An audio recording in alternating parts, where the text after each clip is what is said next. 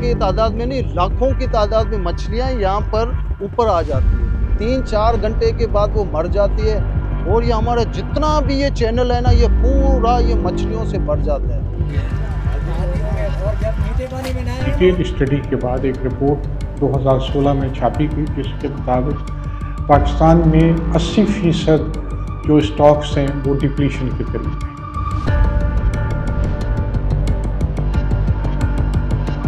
जितने भी local fisherman यहाँ पर रहते हैं ना, 90% उनके जल्दी अमराज है, उनका हाजमा हर वक्त खराब रहता है। सीवियर कंटामिनेशन हो गया था, 8 people died। कोई चीज नहीं, अभी मच्छी भी नहीं है, फिर हमारा गुजारा कैसा होगा?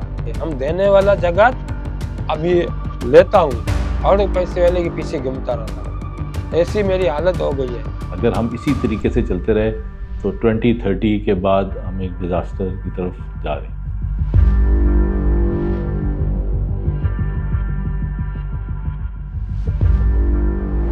साल 1959 कराची पोर्ट के करीब श्री लक्ष्मी नारायण मंदिर के सामने कश्तियों से मछलियां उतारी जा रही हैं। सुबह होने से पहले पहले इन्हें ट्रकों में डालकर खड्डा मार्केट पहुंचाना है। जी हाँ, उसी मार्केट में जो पाकिस्तान में मछलियों की नीलामी का सबसे बड़ा मरकज़ है। यहाँ इतना शोर होता है, इतने लोग होते हैं कि कुछ सुनाई ही नहीं देता। 12 किलो 290 रुपया, 95 रुपया। और यहीं से मछली बाजार की टर्मिनोलॉजी हमारी ज़बान का हिस्सा बनी।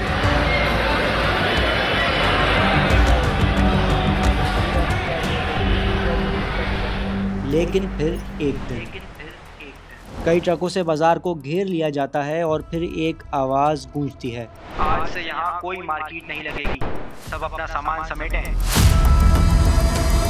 अफरा तफरी मच गई, नीलामी बंद हो गई और सामान यहाँ से केमाड़ी पहुँचा दिया गया।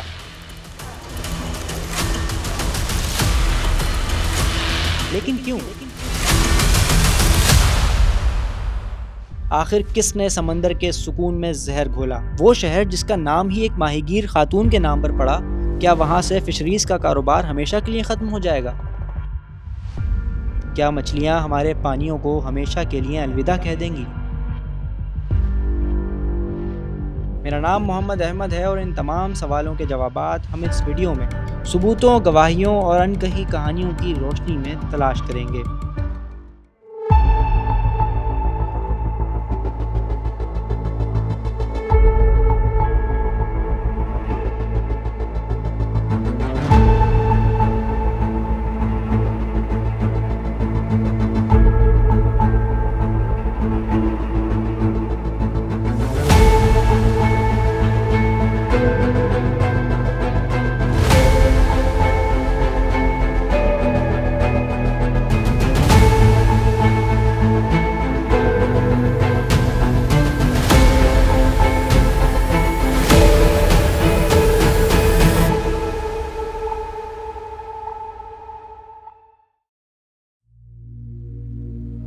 कराची का वो साहिल जहां सूरज के साथ सिर्फ रोशनी ही नहीं, जिंदगी उतरती थी।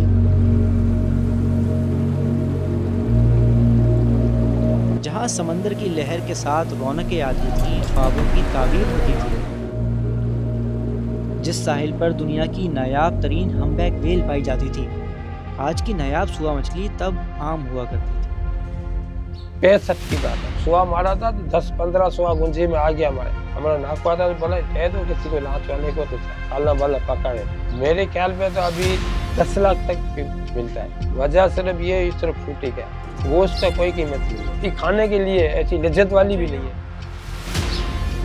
और सबसे बढ़कर टाइगर श्रिम्प्स, इतने कीमती कि इन्हें गोल्डन श्रिम्प्स कहा जाने लगा। यहाँ का झींगा, यहाँ की मछली एशिया, मिडिल ईस्ट बल्कि यूरोप तक जाती थी।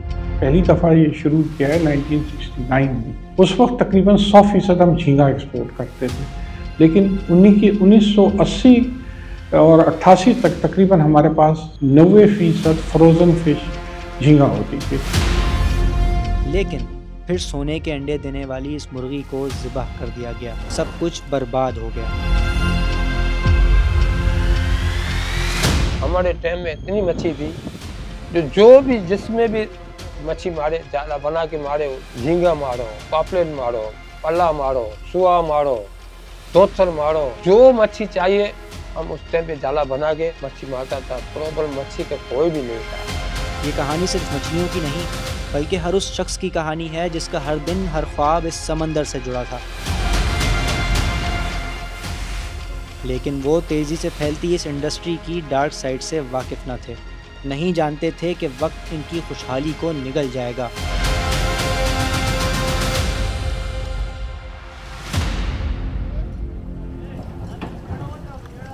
ये जो हमारी फिशरी के हालात हैं ये बहुत ज़्यादा नाख्वानदा हो गए हैं।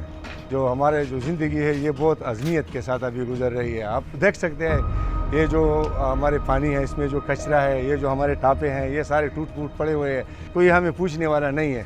हम तकरीबन 40 साल से यहाँ काम करते हैं। हर जगह में हमारे लिए मुश्किल है, हर जगह में ये सफाई मफाई कोई नहीं कराता है, बस इसको कोई पूछने वाला ही नहीं है। बस हर कोई आता है, बस पैसा खा के चले जाते हैं। पता नहीं क्या हो गया, मैं आज गया हूँ तेरे सामने आया हूँ, पूरा ये तो बड़ा मैदी तक गया था। एक मच्छी देखने में खाली आया, मेरा जाला भी ऐसा पड़ा है, सूखा पड़ा है, हराम में एक दाना भी हमको मुझे नजर आया, बिल्कुल मच्छी खत्म हो गई है।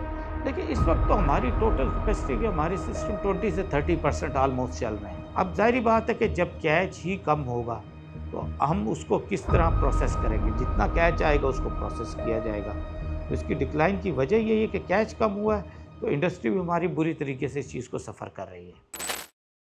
7 अक्टूबर 1958 पाकिस्तान की तारीख का ऐसा दिन जिसने पाकिस्तान को हमेशा के लिए बदल कर रख दिया। उस दिन सदर अयूब खान ने पाकिस्तान की तारीख का पहला मार्शल लॉ लगाया।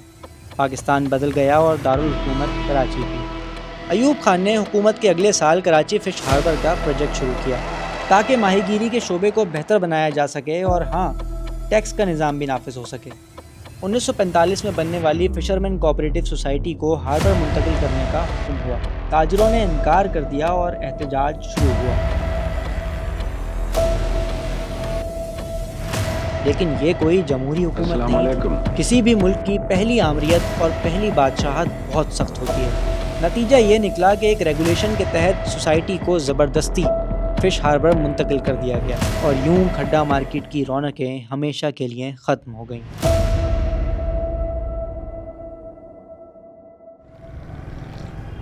ये है वो खड्डा मार्केट जो कभी पाकिस्तान में मछलियों की नीलामी का सबसे बड़ा मरकज़ था। देखने में तो ये एक अच्छा इक़दाम था, फ़ायदेमंद भी था, क्योंकि हुकूमत मछली की एक्सपोर्ट्स को बढ़ाना चाहती थी और फिशरीज़ के निज़ाम को जदीद करना चाहती थी।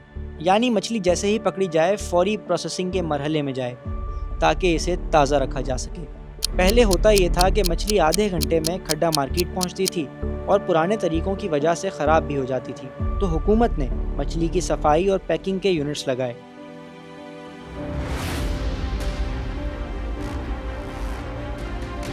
मछली एक सबसे ज़्यादा एक नाजुक प्रोडक्ट है, लिहाजा उसको पकड़ते ही महफूज करना ज़रूरी होता है। लिहाजा यही दो तकनीक रहती है कि या तो हम उसको फ्रीज़ करें या हम उसमें अच्छी तरह से बर्फ़ लगाएं। 60 की दिहाई में मछली को जल्दी महफूज करना भी मुमकिन हुआ और नतीजा ये निकला कि एक्सपोर्ट बहुत तेज़ी से बढ़ने लगी।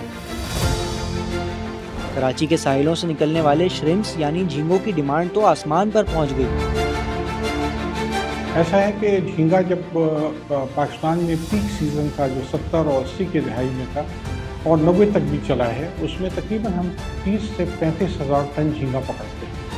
इसमें जब अगर हम 70 के दिहाई की बात करें तो इसमें 80% बड़ा झींगा होता था और छोटा झींगा बहुत कम होता था। आपको सुनकर हैरत होगी कि सिर्फ झींगों की एक्सपोर्ट्स 1982 में 7,000 मेट्रिक टन तक जा पहुंची।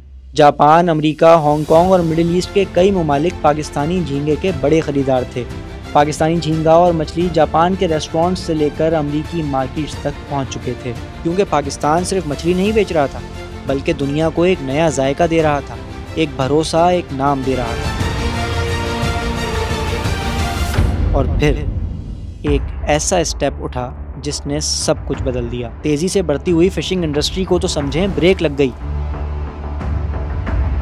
1983 में सिंध हुकूमत ने अचानक झींगों के शिकार पर पाबंदी लगा दी।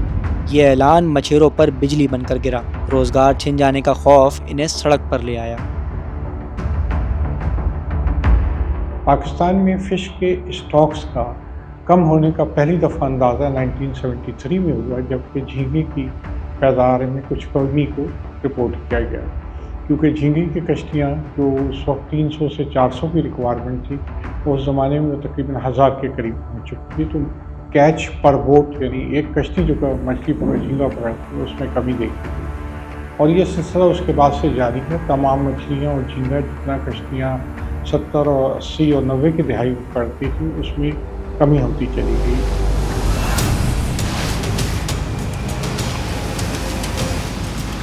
किसको पता था कि ये सिर्फ मछलियाँ नहीं पकड़ेंगे बल्कि इस समंदर की रूह छीन लेंगे। ट्रॉलिंग के जाल सिर्फ शिकार नहीं करते थे बल्कि समंदर की सांसें खींचने लगे थे। छोटी मछलियाँ, कछुए और नायाब जानदार सब इस जाल में दम तोड़ने लगे। अब समंदर की तह जख्मी हो रही थी। लेकिन जो सबसे ख़तरनाक जाल है, जो हमारे लिए बहुत अहमियत का भी है, वो ट्रॉल नेट कहलाता है, जिसको गुज्जा कहते हैं। ये झींगे पकड़ने के लिए इस्तेमाल होता है और ये समझ लीजिए थैली की तरह होता है, बड़ी सी थैली तो तकरीबन को 30 मीटर 40 मीटर चौड़ी होती है और उसको कश्ती के पीछे बांध कर खींचा जाता है। हम बड़े गुज्जे चलाते हैं, जो हम मैया पकड़ते हैं, झींगा पकड़ते हैं। हमारा जो पानी का जो गेज है 100 मीटर तक है, 80 से 100 मीटर तक हम इसी पानी में चला जाते हैं। हम अपने इंजन के मदद से इसको खींचते हैं और इसको चढ़ाते हैं, 4 घंटे के बाद चढ़ाते हैं। समुद्र की जो तह के साथ साथ चलती है तो उसमें जो चीज़ होती है उसको पकड़ लेते हैं। ये बिल्कुल जैसे हल चलाने की तरह से उसको डिस्ट्रॉय करता है, क्योंकि झींगा मिट्टी के अंदर, रेत के अंदर दब के रहता है, तो ये उससे निकालने के लिए इस तरह किया जाता है। तो झींगे पकड़ने के इस मेथड से माहौल को भी नुकसान पहुँचता है। लहरों के नीचे क्या है किसी को नज़र नहीं आता, लेकिन हकीकत ये है कि नीचे एक तबाही मच चुकी है, ऐसी तबाही जिसका अंजाम बहुत भयानक साबित हुआ।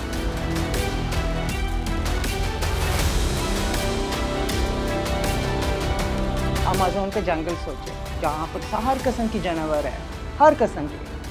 आप सोचें कि ये एक चीज़ आया है और वो पूरे जंगल को रूट से, मतलब जो उनके रूट पूरे से निकाल दिया। पूरा ज़मीन जो है ना वो डेजर्ट हो गया। तो जब ये सारा ऐसे डेजर्ट हो जाए, कोई चीज़ उगेगा वहाँ पर? नहीं उगेगा ना। कोई जानवर वहाँ पर रहेगा? नहीं रहेगा ना।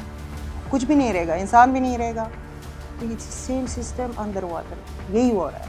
तो ये ट्रोलिंग बोट्स यही कर रहे हैं, सारी चीज़ों को यूँ करके रूट से निकलवा के उसको फ्लैट करते हैं। और उस जगह पर जहाँ पर सारी मछलियाँ रहते थे, उनकी सारी मछलियों के घर है, ब्रीडिंग ग्राउंड है, वो सब चले गए।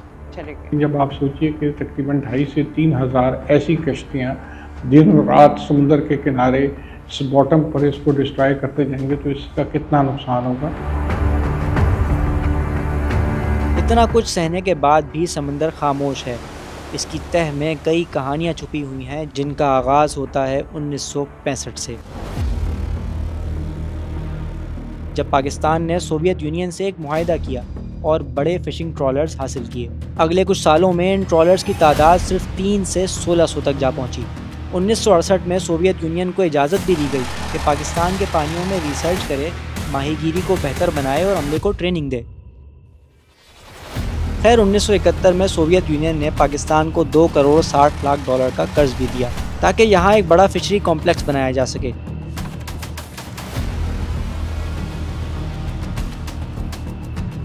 साथ ही बंदरगाह को बड़ा करना, कश्तियों की मरम्मत की जगह बनाना और मछली को साफ और महफूज करने की फैसिलिटीज़ लगाना। लेकिन 1973 तक सब बदल गया, क्योंकि अब बड़े बड़े सोवियत ट्रॉलर्स पाकिस्तान के साहिलों के करीब आ गए। 12 नॉटिकल माइल्स अंदर दाखिल होकर रिसर्च के बहाने ट्रॉलिंग शुरू कर दी, जो कि किसी मुआहिदे का हिस्सा नहीं थी।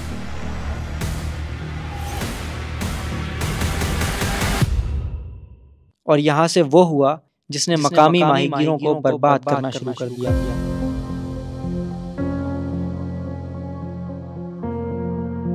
भाई इधर घर मुल्क इतना आया था, इतना नुकसान किया था, हमारे माहीगीरों का बेड़ा गर्क कर दिया था। जो मच्छी था ही मार देता था। वो उस पे पास मछली थी, हम लोग ऐसे ही था, उसके पास तो सब टेक्नोलॉजी थी, जिधर भी जावे वो देख ले, वो मारते था। इतना नुकसान करता था, फिर हम भूख से मरता था। अभी माइग्रेस को बतावे वो सब मिला हुआ था, इस्लामाबाद में मिला, ढाड़े सब बड़ा बड़ा लीडर कमांडर मिला हुआ होता था उससे। भिट आइलैंड और दूसरी छोटी कम्युनिटीज को बड़ा नुकसान हुआ क्योंकि उन ट्रॉलर्स से फिश स्टॉक तेजी से कम होने लगा था। सोवियत ट्रॉलर सिर्फ यहीं नहीं रुके, वो सिंध से मकरान की साहिली पट्टी तक एक्टिव रहे, जहां इन्होंने नायाब हमबैक व्हेल का भी खुलकर शिकार किया। एक व्हेल की ऐसी किस्म है जो कि अरेबियन सी में मिलती है, जिसे अरेबियन सी हमबैक व्हेल कहते हैं।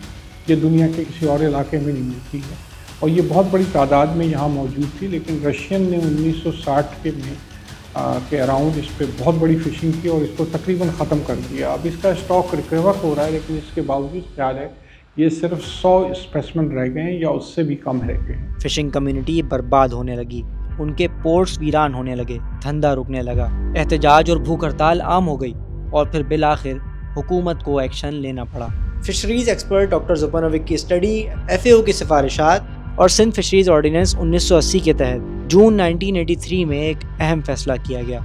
जून और जुलाई के महीनों में झींगे के शिकार पर मुकम्मल पाबंदी आयद कर दी गई। ये टाइगर श्रिम्प का जुवेनाइल है जो कि वक्त से पहले पकड़ लिया गया है और जिसे आप ट्रोलिंग नेट्स कहते हैं, उसमें फंस के ये मर गया। इसी तरह ये देखें ढेर लगा हुआ है और इस तरह मार्केट भरी पड़ी है, तो ये वक्त से पहले पकड़ लिए जाते हैं। इसका सिर्फ वो मकसद है कि झींगे के वो बच्चे जो समुंदर के क्रीक्स में या के किनारे में आ जाते हैं और अपना एक कीमती टाइम गुजारते हैं, सर्दी का वक्त गुजारते हैं और उसके बाद वो फैसला करते हैं तकरीबन मार्च अप्रैल के अंदर कि हम खुले समुंदर की तरफ जाएं, तो उन मछलियों को या उन बच्चों को, झींगे को जो खुले समुंदर की तरफ जा रहे होते हैं, उनको पकड़ने से बचाने के लिए ये पाबंदी लगाई गई है। अब वो खुले समुंदर में अगर वो चले जाते हैं उनको बगैर रुकावट के, तो समुंदर का माहौल अब गर्मी जैसी शुरू हो गई है तो बेहतरीन हो जाता है, टेम्परेचर बढ़ जाता है, तो ये ग़िज़ा भी ज़्यादा खाते हैं और तेज़ी से ग्रो करते हैं। तो अगर हम जून जुलाई में क्रीक्स एरिया में नहीं पकड़ेंगे तो ये खुले समुंदर में चले जाएंगे तो तेज़ी से बड़े होंगे और हम अगस्त सितंबर अक्टूबर में जब इनको पकड़ेंगे और यही हमारा पीक सीज़न होता है तो उसकी तादाद बहुत बड़ी होगी। और ये साइंसी तौर पे प्रूव कर दिया गया है पाकिस्तान में रिसर्च के ज़रिए। इस फैसले का नतीजा बहुत अच्छा निकला, लेकिन सिर्फ शुरू में, क्योंकि तबाही का जो दरवाज़ा खुल चुका था उसे बंद करना किसी के बस की बात नहीं थी। इसलिए ज़्यादा वक्त नहीं लगा, सबको अंदाज़ा हो गया कि अब शिकार ख़त्म हो जाएगा। सर यह मौसम की वजह से कम हो जाता है। अभी अगस्त सितंबर अक्टूबर ये 3 महीने ज़बरदस्त झींगा होता है, लांचे भर के ला रहे हैं, मगर उसके साथ साथ आहिस्ता आहिस्ता जो है इसमें कमी आ जाता है और मौसम भी चेंज होता रहता है। सर्दी के मौसम में ज़ाहिर है कम हो जाता है। और यहाँ जब हालात को संभालने की ज़रूरत थी, कुछ मज़ीद स्टेप्स उठाने की ज़रूरत थी, एक नए बहरान ने जन्म लेना शुरू किया।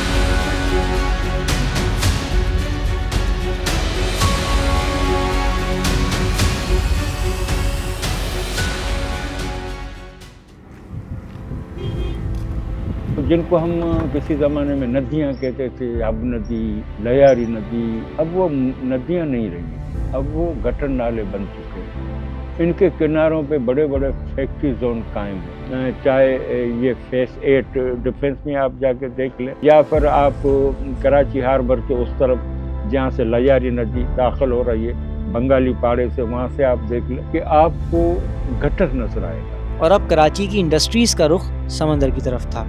उनसे निकलने वाला इंडस्ट्रियल वेस्ट, शहर से निकलने वाला सीवरेज और जहाज़ों से निकलने वाला तेल, ये सब लाखों गैलन्स की मिकदार में रोज़ाना समंदर में गिरने लगा। रॉ सीवेज उस समंदर का हिस्सा बनने लगा जो लाखों करोड़ों मछलियों, झींगों और आबी हयात का घर था। हमारा तो समंदर रोज़ी का प्याला, हमारे लोग इसी समंदर से रोज़ी हासिल करके अपने बाल बच्चों का पेट पाल रहे हैं, लेकिन आप उसी रोज़ी के प्याले में गंद डाल रहे हैं। माहीगीर आवाज़ें उठाते उठाते थक गए, लेकिन बड़े बड़े सनतकारों, सरमायादारों और बिजनेसमैनों के सामने उनकी कौन सुनता। हालात इस नहज पर पहुंच गए कि 2006 में यूरोपीय यूनियन ने पाकिस्तानी प्रोडक्ट को गैर मयारी, गैर महफूज कहते हुए पाबंदी लगा दी। एक ऐसा था कि 99 में हम उन चंद मुल्कों में थे कि जो यूरोप के लिए 100% क्वालिफाई करते थे। बैन बेसिकली वो तमाम सिस्टम जिसके ज़रिए हम क्वालिटी को इंश्योर करते हैं वो हम उनको साबित नहीं कर सके थे। किसी ने एक EU इंस्पेक्टर से पूछा था कि यार ज़मीन पे फ़िश रख सकते हैं, कोई बुराई तो नहीं है? उसने कहा बिल्कुल रख सकते हैं, अगर आप इस ज़मीन से खा सकते हैं, यानी कि अगर, क्योंकि किसी के मुंह में जानी है। जब आपने उसको इस तरीके से बिल्ड ही नहीं किया मरीन फिशरीज़ को कि उसके अंदर टेक्निकल लोग उसको लीड करें, तो अब जो है उनकी इंस्पेक्शन में एक्चुअली वो फेल हो जाते हैं, सिस्टम में कोई प्रॉब्लम नहीं होती। अभी भी जो EU का बैन लगा वो इसी वजह से लगा था। 2007 में मेरे ख्याल से लास्ट इंस्पेक्शन हुई थी और आज तक किसी ने वो रिपोर्ट ही नहीं पढ़ी। तो रिपोर्ट को पढ़ें तो सही, तो उसके अंदर इश्यूज़ क्या हैं उसको टैकल करें।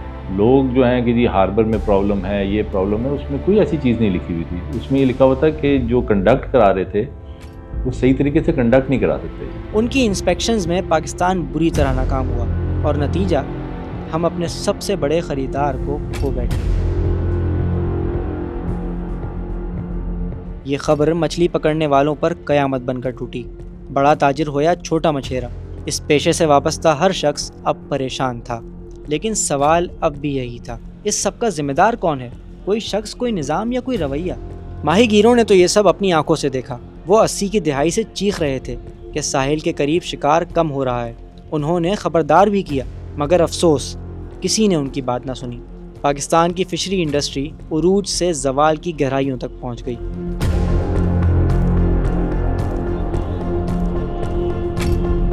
थाईलैंड में मुझे डाइव किया, मैं स्नॉर्कल पहन के जाऊंगी नीचे, मुझे खूबसूरती नजर आएगा। You can go stand by the pier, you have pink dolphins coming to you. But in Pakistan no, अभी कुछ शायद एक हफ्ता हुआ है जब we have near Astola there was one whale washed out. So whatever comes to Pakistan it dies. Lyari और मलीर नदी से आने वाला इंडस्ट्रियल वेस्ट और सेवरेज आज भी लाखों गैलन के हिसाब से समंदर में गिर रहा है। तो जो कोई ट्रीट प्लांट नहीं है तो केमिकल आमेज पानी इससे मिल के गटर से, तो ये जो बाहर समुद्र में जा रहा है तो ये माहीगीरों का नुकसान कर रहा है। हमारे जो किनारे हैं जैसे सी व्यू जैसे सारे किनारे लेके कासम पोर्ट तक ये सारा आलूदा। आप बाहर से पानी देख लेंगे, पानी की हालत क्या। किसी ज़माने में ये इतना साफ़ सुथरा होता था कि आप सफ़ेद कपड़े जो हैं उसके साथ आप जब पानी उतर जाता आप बैठ जाए, दाग नहीं होता था। अभी तो आप चल भी नहीं सकते, जब आप कीचड़ में चलोगे तो आपको पैर ही नहीं धो सकोगे। इतनी जो है वो आलूदगी यहाँ पे छा गई है इस गटर के हवाले, जिसको साफ करने के प्लांट बराए नाम हैं, फाइलों में हैं गवर्नमेंट के पास, लेकिन इलाकों में नहीं है। और अगर आप कराची में रहते हैं तो ये बात आप भी अच्छी तरह जानते होंगे कि हमारे साहिलों का रंग कैसे बदला है। एक ज़माने में यहाँ सफ़ेद रेत, नीला समंदर और खुली हवाएं होती थी, पर आज स्याह रेत, काला समंदर और बदबूदार हवाएं हैं। कोई पूछने वाला नहीं, कोई देखने वाला नहीं। समंदर मर रहा है लेकिन किसी को कोई परवाह नहीं। Now if we don't control it, we die. The ocean will be dead. Black, it's already there. Ocean was supposed to be blue, not grey, not black, not green. It has to be blue. So we don't see a blue ocean. In very way, some spots are there, but they also going to get contaminated. आप CV पे चले जाएं, आप इमार की तरफ जाएं, आप सिंध की तरफ जाएं, even all of those areas जाएं, it's all black. The only even that blackness is reaching Charna, is reaching Mubarak, reaching Balochistan, reaching all the way Astola. फिर वहाँ से वो वापस आता है. When it's black, it means it's dead. Any microorganism, healthy, anything wants to live there. Yeah, we are already in a red zone. हम अभी black zone पे जा रहे हैं. जब आप black zone पे आ जाएंगे तो हम इसको रिस्टोर भी नहीं कर सकेंगे। हमको रिस्टोर करने के लिए कम से कम 2.5 लाख साल गुजरना पड़ेगा, फिर हम इसको रिस्टोर करना शुरू कर सकते। इस कहानी में सबसे बड़ी कसूरवार है हुकूमत सिंध, जिसने अपनी गलतियों को सुधारने के बजाय इन पर पर्दा डाला। WWF और फ्रैब जैसे इदारों की कई वार्निंग्स को हवा में उड़ा दिया। खुली बेपरवाही, वाज़ा इनकार और सरी गफलत इसने वो भी कर दिया जो अब तक कोई नहीं कर पाया था। अब अगर हमसे कोई मछली खरीदता भी है तो कम मयार होने की वजह से मार्केट से कम दाम देता है। देखिए, सबसे ज़्यादा जो इस वक्त फ़िशिंग अच्छी मिलती है वो बलूचिस्तान की कोस्ट पे मिलती है। जब वहाँ के फ़िशरमैन, फिर भी जो लोकल फ़िशरमैन हैं वो जद्दू पुश्ती फ़िशरमैन हैं, वो रियलाइज़ करते हैं और अपनी थोड़ा सा प्रोटेक्टेड रखते हैं अपनी फ़िशरीज़ को। मगर क्योंकि पैसे दे के जो ये ट्रॉलर्स यहाँ से सिंध से चले जाते हैं बलूचिस्तान में, और ये बहुत बड़ा एक इशू है सिंध और बलूचिस्तान के बीच में, मगर क्योंकि इसमें गवर्नमेंट ऑफिशियल्स इन्वॉल्व हैं जो पैसे लेते हैं, और ये अरबों रुपए का बिज़नेस है जिसमें यहाँ से बोट्स जाती हैं और वहाँ जाके ट्रॉलिंग करती हैं। जो फ़िश बलूचिस्तान से निकलती थी उसकी कराची में जो फ़िश आती थी उससे $1 $2 प्राइस ज़्यादा होती, लेकिन अब बलूचिस्तान में इसी चक्रों में 55-60 फैक्ट्रियाँ लगी जब भी कोस्टल हाईवे बनी थी, लेकिन वहाँ पे भी अब कुछ नहीं मिल रहा। तो ओवरऑल अगर आप अपना डाटा भी देखेंगे पिछले 8-10 साल का, तो आपकी एक स्टैग्नेंट आपको नज़र आ रही है कि एवरेज यूनिट प्राइस हमारी $2 के राउंड होती है, विच इज़ सैड कि $2 हो नहीं सकती। $2 में आजकल ट्रैश फिश नहीं बिकती।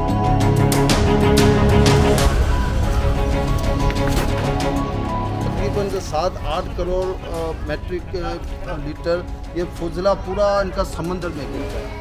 और इसमें ये है कि आपके जितने इंडस्ट्रियल एरिया के जो अपना जो उनका जो लिक्विड है ना, वो भी यहाँ पर गिर रहा है। लेकिन रुकिए, ये सब जो मैंने अभी आपको बताया ये सिर्फ टिप ऑफ द आइसबर्ग है। माहिरीन जो देख रहे हैं और बता रहे हैं वो तो इससे कहीं ज़्यादा ख़तरनाक है। यहाँ पर हज़ारों की तादाद में नहीं, लाखों की तादाद में मछलियाँ यहाँ पर ऊपर आ जाती है। 1-1.5 घंटा वो अपना जो मुंह है ना ऊपर सांस लेने में उनमें बड़ी तकलीफ होती है। 3-4 घंटे के बाद वो मर जाती है। और ये हमारा जितना भी ये चैनल है ना, ये पूरा ये मछलियों से भर जाता है। और फिर इसने आबी हयात के साथ साथ इंसानी ज़िंदगियों को भी निगलना शुरू कर दिया। अभी 2 साल पहले जैसे मुबारक में प्रॉब्लम हो गया था, सीवियर कंटामिनेशन हो गया था, 8 people died and उसके बाद क्या हो गया कि उनके पास कोई पैसे नहीं बचे थे, because they went to Maripur, they had medicine and that's it. For 8 months they had no money. और अब जैसे सीज़न शुरू हो गया and they go days जाते हैं, कुछ बगैर खाली हाथ आ जाता है। कराची के करीब समंदर में कई जजीरे हैं, भिट आइलैंड, मनोड़ा और शम्सपीर, जिनके करीब पानी में कभी मछलियाँ ही मछलियाँ होती थीं, लेकिन आज साहिल के करीब साफ़ और अच्छी मछली मिलना तकरीबन नामुमकिन है। हमारे जो माही गिरों की जो ग़िज़ा है ना वो सिर्फ मछली है। हमारे लोग सुबह को नाश्ते में भी मछली खाते हैं। ये जो चैनल की मछली, यहाँ पर भी ऐसी 3-4 किस्मों की ऐसी मछली हैं जिनकी वो पावर ज़्यादा है पोल्यूशन में रहने की, लेकिन हम इन्हें खा नहीं सकते क्योंकि बकौल डॉक्टरों के कि भाई सबसे ज़्यादा जो जहरीला मवाद है इसमें पाया जाता है। हमारे जितने भी फ़िशरमैन, जितने भी लोकल फ़िशरमैन यहाँ पर रहते हैं ना, आप देखें सबसे ज़्यादा उनके 90% उनके जल्दी अमराज है, ठीक है। उनका हाजमा हर वक्त ख़राब रहता है। जो हम पकड़ते हैं वो भी हमें खाने के लिए हमें भी नहीं मिलती इस पोल्यूशन की वजह से। अभी हम भी मच्छी खाना इधर का छोड़ दिया है। बोले भाई ये गंदी मच्छी है, ये गटर वाली मच्छी है, ये खाएगा तो बच्चा भी बीमार होगा, खुद भी बीमार हो जाएगा। ये मच्छी नहीं खा, खुद भी डरता है इस मच्छी से। साल 2016 तारीख 25 जुलाई फ्रैप ने एक रिपोर्ट शाया की। ऐसी रिपोर्ट जिसने फिशिंग से जुड़े हर शख्स की नींदें उड़ा दी। 6 साल की ये तहकीक वो सच सामने ले आई जो मछेरों का डरावना ख्वाब था, वो जिससे सब आंखें चुरा रहे थे, अब रिपोर्ट में सामने था। 77 ये और यूनाइटेड नेशन FAO के ताउन से पहली दफ़ा इसकी प्रॉपर स्टॉक असेसमेंट की और उसके बाद ये दोबारा रिपीट किया गया 2015 के दरमियान। डिटेल स्टडी के बाद एक रिपोर्ट 2016 में छापी गई जिसके मुताबिक पाकिस्तान में 80% जो स्टॉक्स हैं वो डिप्लीशन की तरफ हैं या ख़त्म होते जा रहे हैं, जिसमें बाज़ मछलियों के स्टॉक्स बहुत बुरी तरह से कमी का शिकार हैं, जिसमें शार्क शामिल है, जिसमें झींगे शामिल हैं, जिसमें बड़ी मछलियाँ जैसे हमारी स्नैपर या हीरा कहलाती हैं। इन किस्म की मछलियों की तादाद में बड़ी तेज़ी से कमी हो रही है।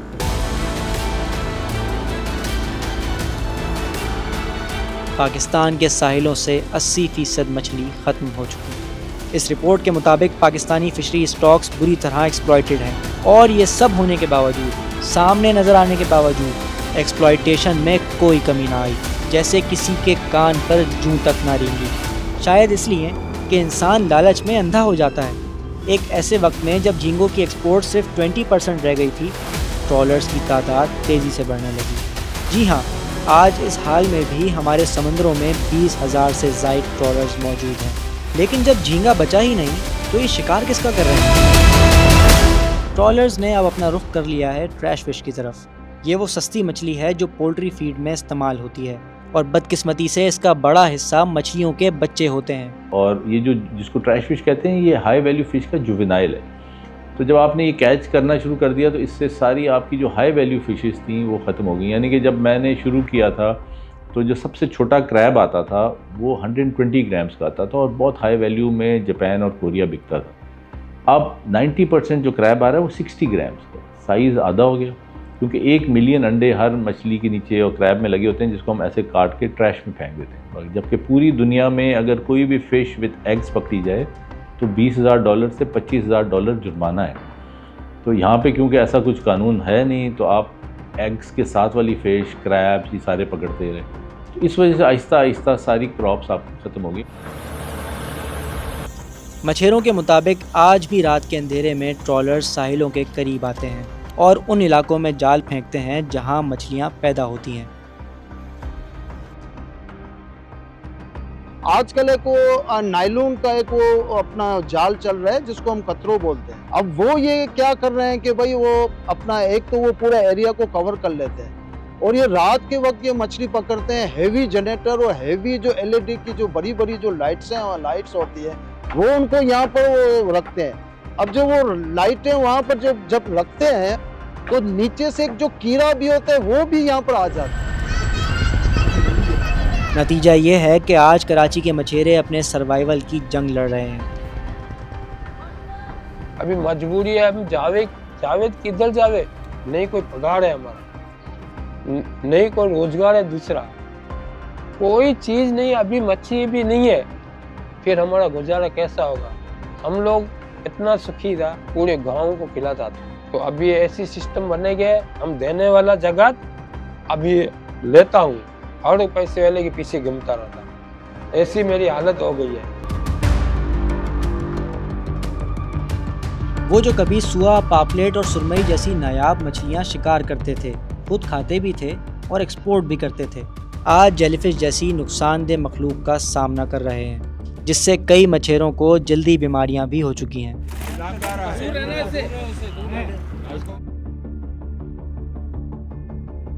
अभी खाली ये नांगाड़े पे हम बैठा है, हमारा बच्चा बैठा गया है, वो नांगाड़ा मार के आएगा, 2-3 किलो मिल जाता, तो हमारा 1,000-2,000 रुपया, 3,000 रुपया हो जाता, तो हमारा गुजर सफर चलता रहेगा।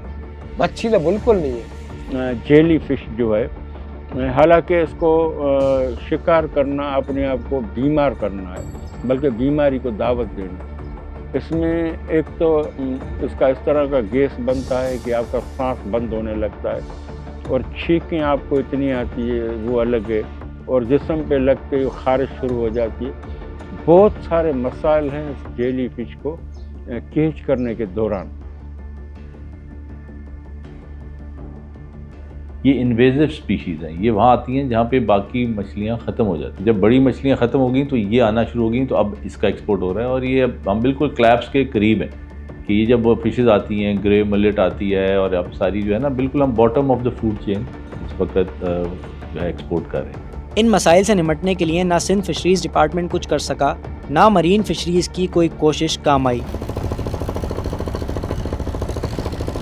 और हाँ, फिशरीज़ की एक मिनिस्ट्री भी तो है, वो कितना काम करती है? ये अपनी जगह पे एक हकीकत है कि काफ़ी ऐसी प्रैक्टिसेस हो रही हैं या होती थी जिससे हमारी जो मछली है वो असरअंदाज हो रही है और वो डिक्लाइन हो रही है। उसकी वो क्वालिटी भी इतनी अच्छी नहीं निकल रही है और क्वांटिटी भी अच्छी नहीं निकल रही। लेकिन इंशाल्लाह ताला हम अभी कोशिश कर रहे हैं। मेरे पास अभी इस डिपार्टमेंट को कुछ महीने हुए हैं, तो हम कोशिश कर रहे हैं एक्वा कल्चर पे, अभी श्रिम्प्स पे और प्रॉन्स पे बहुत सारा काम हमारे कोस्ट में हो रहा है, उस पे काम कर रहे हैं। मुझे उम्मीद है कि इंशाल्लाह ताला ये हमारा प्रोग्राम जिस तरह से चल रहा है, हमारे लोग जिस तरह से इन्वेस्ट कर रहे हैं, तो पाकिस्तान जो है वो बहुत बड़ा एक्सपोर्ट करके और ज़र मुबादला कमाएगा। एक्वाकल्चर सबसे बड़ा हल ज़रूर है, लेकिन अनट्रीटेड वाटर को समंदर में जाने से रोके बगैर वो भी कारगर नहीं। ये जहर जो अब सिंध के साहिलों से लेकर बलूचिस्तान में जिवानी तक पहुंच चुका है, सबसे पहले इसे रोकना होगा, वरना यार मेरे ख्याल से तो 2030 जो है वो एक बॉटम लाइन होगी जहाँ पे टोटल कोलैप्स मैं देख रहा हूँ अगर इसी तरीके से फिशिंग चलती रहे। उससे पहले हम कम से कम कुछ बोट्स को कम करें, क्योंकि हज़ारों की बोट्स हैं जिन जो फिश कर रही हैं। इन लोगों को ऑन ग्राउंड लाना पड़ेगा। इन लोगों की, लाखों लोगों की लाइवलीहुड इस पे है और government needs to wake up कि इनको हमें ऑन ग्राउंड ला के इनको हमें क्लस्टर्स बना के देने पड़ेंगे ताकि श्रिम्प फार्मिंग, फ़िश फार्मिंग कर सकें और अपना रोज़गार कर सकें। और समुंदर को थोड़ा सोचने का टाइम है। अगर हम इसी तरीके से चलते रहे तो 2030 के बाद हम एक डिज़ास्टर की तरफ जा रहे हैं।